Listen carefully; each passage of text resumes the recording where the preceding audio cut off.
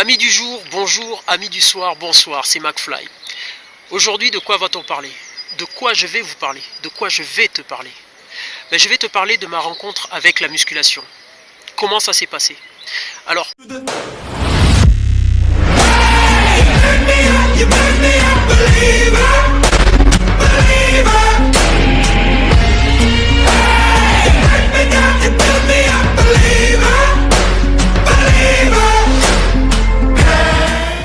on va dire que c'est une assez longue histoire. Ça ne s'est pas passé en 2, 3 temps, 4 mouvements. Non. Ce qui s'est passé en fait, c'est quoi? En fait, on va dire que ça remonte à l'époque de l'enfance. J'avais pour cadeau souvent des figurines. Alors c'était des figurines qui représentaient des espèces de guerriers barbares et avec des physiques pas possibles. Alors, pour en savoir plus, si vous voulez avoir un peu l'image de ce dont je parle, il s'agit en fait des figurines Musclor, en fait les maîtres de l'univers. Alors, ces figurines avaient pour particularité d'avoir un physique, mais alors pas possible, c'est-à-dire les figurines avaient le physique des Olympiens de l'époque, c'est-à-dire donc Lianet, Arnold Schwarzenegger, non, Schwarzenegger, là on remonte dans les années 70, mais bref, les physiques étaient comme ça. Alors c'était vraiment des physiques exceptionnels. Moi, à l'époque, pour moi, ça représentait quoi? Ça représentait vraiment, ça représentait pour moi le summum du physique que peut avoir un être humain, surtout un homme. Alors j'ai fait quoi? Petit à petit, il y a des gens rigolos, hein, ils font du bruit et pour eux c'est le plaisir de déranger ma vidéo. Mais de toutes les façons, ça reste de l'improvisation. Alors donc je disais, donc les maîtres de l'univers. Alors à partir de là, c'est rentré dans mon esprit. Et quand c'est rentré dans mon esprit, qu'est-ce qui s'est passé? Je l'ai adopté. Pour moi, ça a été comme, on va dire, ce que représente le summum de ce que doit être un homme, c'est-à-dire être musclé, être athlétique. Voilà. Et avec le temps, ça c'est resté dans ma tête. Et puis j'ai rencontré des gens qui faisaient de la musculation, qui m'ont montré un peu tout ça. Mais c'est-à-dire que j'admirais juste le physique. J'admirais juste le physique, mais je me disais comment être comme ça, il faut s'entraîner. En fait, j'étais beaucoup trop jeune, donc je ne savais pas comment il fallait faire pour devenir comme ça. Alors, après, avec le temps, je me suis retrouvé donc à l'armée en 1994. Lorsque je me suis retrouvé à l'armée en 1994, je vais vous raconter un peu comment ça s'est passé. Donc j'ai reçu la lettre de convocation, enfin je ne me rappelle plus trop comment ça se passe parce que ça remonte à loin. Alors je me suis retrouvé, à prendre le train. Je prends le train, j'arrive à la gare, donc la gare là où il y avait mon régiment. Je me suis dit tiens, vu que je suis arrivé un peu plus tôt, je vais profiter pour aller boire un café quelque part, enfin prendre mon temps. Et ben vous savez quoi? Au moment où je descends du train, je sors de la gare, il y avait un camion militaire qui m'attendait, moi et les gars qui étaient avec moi. Je ne sais pas comment ils ont vu appeler sur nos fronts, je ne sais pas comment ils ont fait pour deviner que c'était nous. Enfin bref, si bien qu'on est monté dans l'espèce de camion, je ne me rappelle plus le nom de ce camion là. On monte, alors c'est vraiment impressionnant, essayez de vous rendre compte.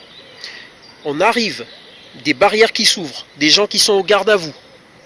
On arrive dans un espèce de camp où tout le monde est habillé pareil. C'est impressionnant pour quelqu'un qui était dans la vie civile. Enfin bref. Donc présentation, patati, patata, bref, la plupart des soldats avaient un physique athlétique. On revient à la musculation. Donc ils avaient un physique athlétique et tout, ils étaient endurants et puis on les entendait chanter en chœur et courir au pas de course, enfin bref, je ne sais plus, j'ai oublié les termes. Enfin bref, ça donnait 1, 2, 1, 2, 1, 2, 1, 2, ça donnait quelque chose comme ça. Alors bon, juste une petite parenthèse. Moi, le soir, après, une fois qu'on avait fait toutes les présentations, qu'on avait fait le tour, qu'on avait mangé, qu'on nous avait emmené justement, comment on appelle ça, à l'ordinaire, voilà, c'est là où on mange et tout, enfin bref. Le soir, je vois je crois que ça devait être un caporal, enfin un brigadier dans le régiment où j'étais. Donc je lui dis, s'il vous plaît, on se réveille à quelle heure le matin? Je mets mon réveil à quelle heure? Il m'a dit, oh, t'inquiète pas, on va s'occuper du réveil, il n'y a pas de souci. Ok. Eh ben, laissez-moi vous dire, à 5 heures du matin, j'entends gueuler dans les couloirs, réveillez-vous, bande de feignants, enfin bref, un truc, mais on était terrorisés, on était vraiment, ouais, voilà quoi. En fait, ils avaient marqué le coup. Enfin bref, tout ça pour dire que voilà. Donc je suis rentré dans une atmosphère donc militaire, donc un peu de stress, et puis beaucoup de footing, et en ce qui concerne le sport, c'était quoi? C'était des pompes, des tractions, du footing, enfin bref. Toutes ces choses-là ont fait que mon corps a commencé à se raffermir. A commencé à se raffermir petit à petit, à s'habituer à un certain stress. Voilà. Et à partir de là, j'ai commencé à me sentir beaucoup plus dynamique. Parce qu'il faut voir que les footings que l'on faisait, eh ben, on pouvait faire des footings qui allaient de 5 à 10 km, et le plus grand footing que j'ai fait étant à l'armée, ça a été le semi-marathon, je crois que c'était la moitié, c'est-à-dire 21 km, où j'ai pu me distinguer et finir deuxième dans la catégorie junior, parce qu'à cette époque-là, j'avais quel âge? J'avais 19 ans. Voilà. Ensuite, fin de l'armée, l'armée étant terminée, je ne vous parle que des bons souvenirs, hein, voilà, évidemment. L'armée étant terminée, ben, je rentre à la maison. Et passer une semaine, le samedi dans l'après-midi, pardon, j'ai envie de sortir, je m'habille, je mets mon pantalon, mon jean, et puis c'est bizarre, je me sens un peu, on va dire, comme tout mou. Je sais pas ce qui m'arrive, je me sens tout mou. Je dis, il y a quelque chose qui manque, mais je sais pas ce que c'est. Alors j'ai commencé à faire des footings un peu plus tard, mais j'ai vu que non, ça suffisait pas, il y avait quelque chose qui manquait. Et bien la chose qui me manquait, je l'ai compris après. J'avais un cousin, dont je ne donnerai pas le nom, mais il se reconnaîtra. Il m'a dit, écoute Alex, et oui je m'appelle Alex, voilà, maintenant vous le savez. Il y a une salle qui va s'ouvrir au centre-ville. Et là, je vous parle au centre-ville, je vais vous parler du Gabon, parce que je viens aussi du Gabon, j'ai vécu là-bas, donc à la capitale, donc Libreville. Et cette salle, Downtown Athletic Club, ça s'appelait, ils ont fait une présentation d'ouverture. Alors qu'est-ce qui s'est passé? Je suis allé avec mon petit cousin, on a vu des représentations, on a vu des bodybuilders, on a vu certains qui étaient champions de France, dont je tairai le nom. Et j'ai vu encore d'autres personnes et tout, enfin des physiques assez impressionnants. Et j'étais content. Après, qu'est-ce qu'ils ont fait? Ils m'ont dit, bah écoute, est-ce que tu veux essayer le développé couché? Développé couché, ok, très bien, j'ai accepté. Et lorsque j'ai commencé à prendre la barre, j'ai fait 2-3 mouvements et j'ai senti cette fermeté.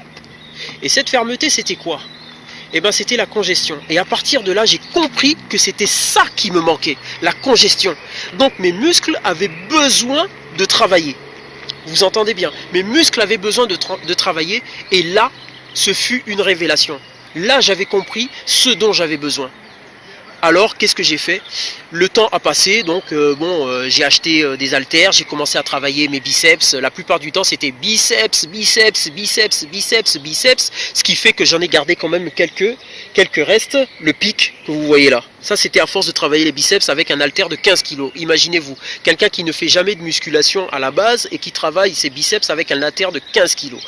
Voilà, donc je quitte la maison familiale, je m'installe dans mon quartier, et il se trouve que dans le quartier où j'étais, il y avait une salle de musculation. Mais avant cela, avant de parler de la salle de musculation, je vais vous parler d'autre chose. Avec mon petit cousin, nous sommes un samedi soir, on est allé dans une boîte de nuit. Alors qu'est-ce que l'on a fait dans la boîte de nuit? Évidemment, on a dansé, voilà, c'est clair. Et dans la boîte de nuit, ils ont fait quoi? Il y avait quelques spectacles. Et là, qu'est-ce que je vois? Je vois un bodybuilder, mais il avait un physique exceptionnel. Mais un physique, mais alors, comment on va dire? Il n'était pas très gros, mais il paraissait gros. C'est ça qui était incroyable. Il n'était pas très gros, mais il paraissait gros. Ce mec, on va dire, si vous avez connu les bandes dessinées qu'il y avait dans les années 80 qui représentaient Spider-Man, eh ben, vous allez voir que c'était un peu ce modèle-là. Super développé, mais léger aussi en même temps. Sans être lourd, mais super athlétique. Il paraît énorme sans être énorme. C'est ça qui était incroyable. En fait, il avait beaucoup de relief et il était très sec. Alors voilà, ça c'était une petite parenthèse. Donc c'était dans une boîte de nuit. Donc je vois cet homme-là. Je me dis, oh mon Dieu, j'aimerais être comme lui. J'aimerais vraiment être comme lui. Alors, je reviens. Je m'installe donc dans mon quartier. Et là, je vois que pas loin de chez moi, c'est-à-dire à peine 200 mètres, il y a une salle de musculation. Et cette salle de musculation était assez à l'ancienne. Rien à voir avec celle dont je vous parlais où ils ont fait l'ouverture. Alors, à ce moment-là, qu'est-ce que je fais? Qu'est-ce que je fais à ce moment-là? Je vais pour m'inscrire. Je m'inscris et tout. Et là, on me fait visiter. On ouvre la porte de la salle de musculation. Et qui je vois dans la salle de musculation? Lui, je le reconnais, mais lui ne peut pas me reconnaître. Imaginez-vous de qui je parle. Et la suite dans une prochaine vidéo.